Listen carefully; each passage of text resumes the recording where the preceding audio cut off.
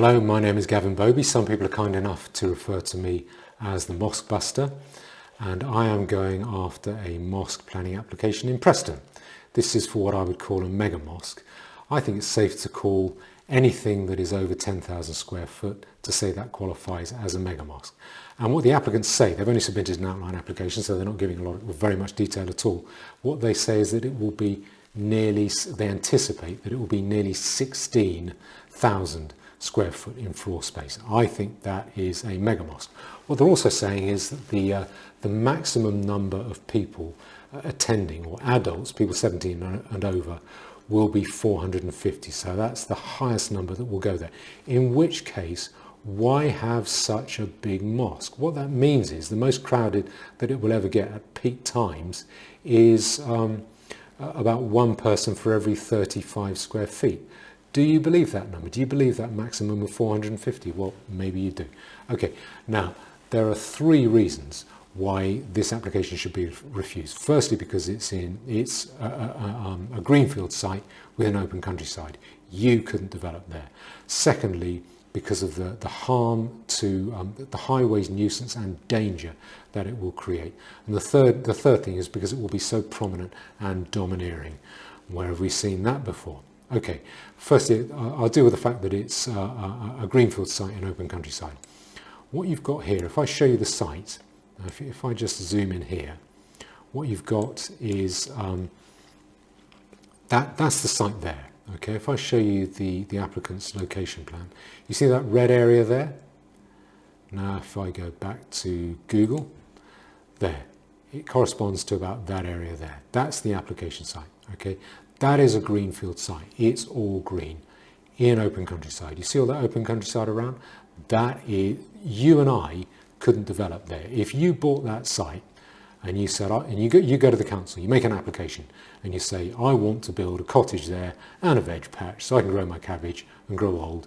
The council will say, get lost, get stuffed. We're refusing planning permission. You can't get it. If you apply again, you'll never get it. It's against policy. By the way, we probably won't respond to your telephone messages or your emails because you've got no chance. We've told you once, it's against policy. And that policy is pretty clear.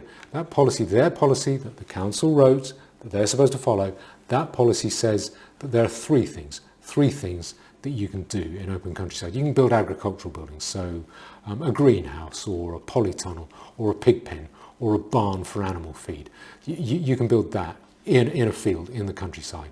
The second thing you can do is you might be able to reuse existing buildings. There are no existing buildings on this site. The third thing is infill, and that's what the applicants appear to be hanging their hat on. Infill, the policy says, is infill within groups of buildings in smaller rural settlements. No, none of that applies here. This is not infill. Infill is where you get a ribbon, a row of development, and say the developer went bust and left a gap in the row of houses. You come along, you buy the gap, and you say, I want to put in that gap, put in the house that belongs there. A bit like you've got a gap, a row of teeth, and one of the teeth is missing, you're coming in and you're filling in that gap, putting a tooth in. That is infill. Look at this site. There is no ribbon of development along there. You've got the M55 motorway, you've got the A6, and what you've got next door looks to me like it might be some kind of hotel or motel. That is not infill.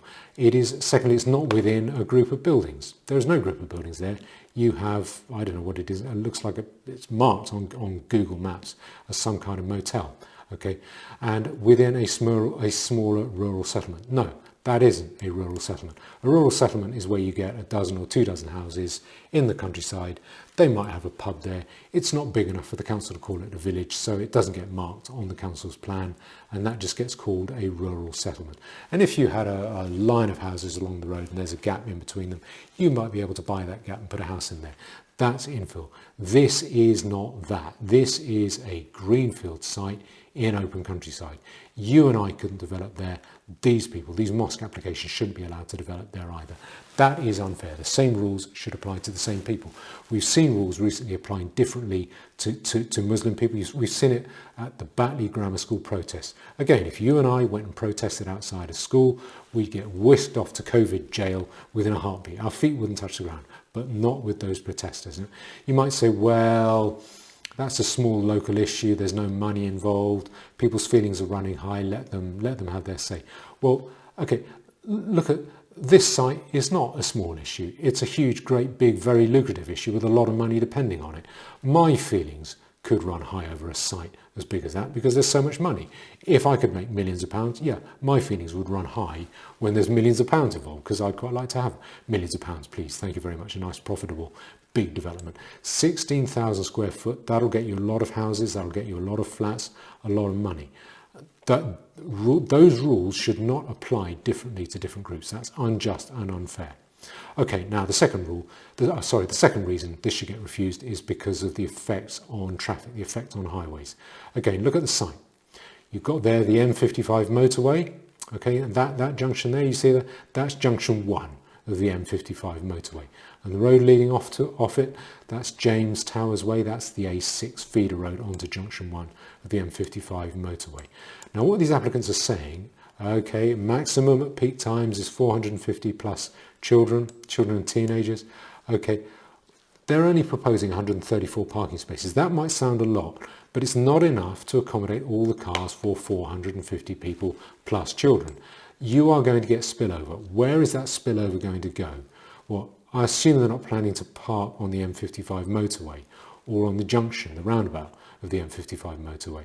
Well, some of it, I reckon, will end up on the A6 feeder road down onto, say there's a big festival on during Ramadan. You're going to get cars parked on the A6 feeder road. That will create tailbacks, congestion, as cars try to get onto the M55 and as cars try to leave the M55. And that's when you get serious accidents. That's when a nuisance becomes a real danger. And again, the same rules, the safety rules should apply to different groups equally. You shouldn't be allowed to create a traffic hazard simply because you are a big mosque. That is unfair. That is unjust. Now, the third thing is how prominent this is going to be, how prominent in the landscape. And they're proud of that. Now, I want to take you to a Lancashire Post story. There you are, Lancashire Post. Now, let's look at the headline. Bold designs sought for new landmark mosque to be built in Preston. A competition is underway to seek bold designs for a new landmark mosque in Broughton, close to the roundabout for the M55 and M6. So it looks like they're competing for boldness, okay, to create a landmark. And let's go down. Well, if you see that picture, again, that's the picture, the Lancashire Post picture. You see that shows that is a greenfield site. That is all green, no building on there. And you see there's Preston to the south, all the way around it. You can't really see all the greenfield site, but you can see it's surrounded by green fields. That is open countryside. That's an open countryside site. So what is the article saying? Well, RIBA has been the Royal Institute of British Architects has been commissioned to find a designer on behalf of a local charitable trust. I reckon that's the applicants, who say they are, quotes, looking to create a landmark building that will make a real visual statement. Okay, they want to dominate, or they want visually to dominate. And RIBA, the Royal Institute of British Architects, they're obliging. They're seeking strong and bold designs for the new mosque, which they say will become, quotes, a proud element of Preston's skyscape for many years to come. All right, the architects like words like that. It sounds artistic and kind of technical and clever. Okay, professional. Skyscape. Okay, a proud element of the skyscape. Remember that phrase. And a spokesman for RIBA said, this site is located close to the city centre, but in its own prominent setting, visible from a large part of the surrounding area, including key routes into Preston. All right, that's going to be a big, we get the message, it's going to be big, bold, dominating landmark. Yet, where have we seen that before? That's relevant because the rules say you can't do that. I'll read out the policy, the local policy. The visual impact of new development, particularly that on the edge of the defined settlement of Broughton. Remember, there's the site. There's Broughton just to the north. Yeah. Visual impact of new development, particularly that on the edge of the defined settlement of Broughton, when viewed from approaching routes. Well, yeah, approaching routes like the M55 or the A6. Yeah. viewed from approaching routes should be minimised by landscape screening and tree planting. You can't screen, you can't minimise a strong and bold design which is intended to be a proud element of Preston's skyscape for many years to come. That is not meant to be minimised, it's not meant to be screened. You can't do it. Now, again, that would apply to you and me. If you and I, if we wanted to put a big development there, to build a load of houses which people need, to build a load of flats, places for people to live, if we wanted to do that, we'd get told, no, it's too big, can't be screened, can't be minimised. But if planning permission is granted for this, it will say again, different rules apply. If you are Muslims proposing a big mega mosque, those rules don't apply to you. We, the council, we wrote the rules, we will apply them to you, but when it comes to a big mega mosque, we are not going to apply them. Effectively, the council will be sticking two fingers up to itself and to its constituents. That's unjust, that's unfair. Now, what can you do about this? Well, I'm not going to give you a link so that you can go or so that people can go and object. What I don't want to happen is for people to object from all over the country. So suddenly a load of objections land in the council's inbox from Kent and Cornwall and Thailand or Canada or Fiji. When that happens, the council planning officers, with some reason, they say, what's someone out in Thailand or Cornwall doing objecting to a planning application in Preston? They will then say, this application, the opposition to this application has been whipped up, and therefore we now have the excuse just to go ahead and grant planning permission, to disregard any objections to this application. And then what happens is the local objections, they get discounted. That is unfair. Councils are required and they are obliged to take account of local opinion. The system's been created around that. It's operated around that for 70 years. It depends upon local consultation. Local people are giving the council their views. That's not racism, it's not bigotry, it is consultation, which is allowed by law. People should do it. But if you don't live in Preston, what can you do? Well, unfortunately, the ugly truth is, the best and only thing you can do is to donate money to cover the expenses of these applications. None of that money goes to me. I pay a little bit of money to a pal who does a little bit of the searching. He doesn't get much for it. He does it very cheap and very effectively as well.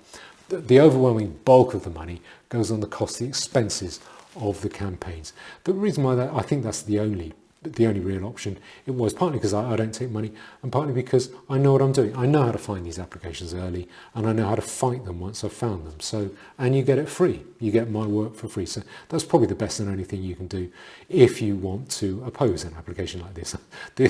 Unfortunately, giving money appears to be the one thing people don't want to do. People are very willing to get up on their hind legs and say how outraged they are, what an outrage it is, how they'll do anything to stop it, how they're 110% committed to the fight, except that their outrage never quite extends as deep as their pockets. So, well, I understand that. Or sometimes that they will hand over money, not for results, but for entertainment, especially the entertainment of outrage. If someone can come along and make them feel a little bit outraged for a minute or two. I think some people just enjoy feeling outraged and they'll pay for it, but most people won't even pay for that. So that's I understand it. This is a very interesting drill down, a kind of acid test into the fitness of a people or civilization to defend themselves, or at least to defend themselves in any kind of orderly way. But if you can give a little bit of money, it doesn't have to be much, then I'll leave the link to my website and you can donate that way. And it will only go towards finding and fighting these applications, not towards me. And if you do, I'm sure that the people of Preston will be very grateful.